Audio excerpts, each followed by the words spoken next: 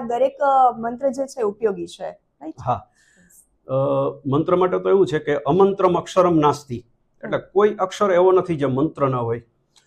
નાસ્તિ મૂલમ અનૌષધનમ, તો કોઈ મૂળિયું એવું નથી જે કે ઔષધિ ન હોય. અયોગ્ય પુરુષો નાસ્તિ, કોઈ વ્યક્તિ એવો નથી જે અયોગ્ય હોય. યોજક તત્ર દુર્લભ, તો આ બધાને ઓળખવા વાળો, એનો ઉપયોગ કરવા વાળો આવો વ્યક્તિ દુર્લભ છે ખરેખર. તો દરેક મંત્ર, દરેક અક્ષર એની અસર છે ચોક્કસ. આપણે કોઈ રસ્તામાં મળે અને જય શ્રી કૃષ્ણ કહીએ અને કોઈ અપશબ્દ બોલે તો તરત જ વાતાવરણ ભરાઈ જાય આપણું, બરાબર? તો એની અસર છે. જાપાનના એક વૈજ્ઞાનિકે તો પ્રયોગો કરેલા છે આની ઉપર, કે એક ગ્લાસ પાણી લઈ એની ઉપર સારા શબ્દો, મંત્રો એ બોલી અને એને પાણીને ફ્રીઝ કર્યું અને એના મોલેક્યુલ ચેક કર્યા. બીજો એક ગ્લાસ પાણી લઈ એની ઉપર અપશબ્દ બોલ્યો અને એના મોલેક્યુલને ચેક કર્યા ફ્રીઝ કરીને, તો બેમાં તફાવત જોવા મળ્યો. તો દરેકની અસર થાય જ છે.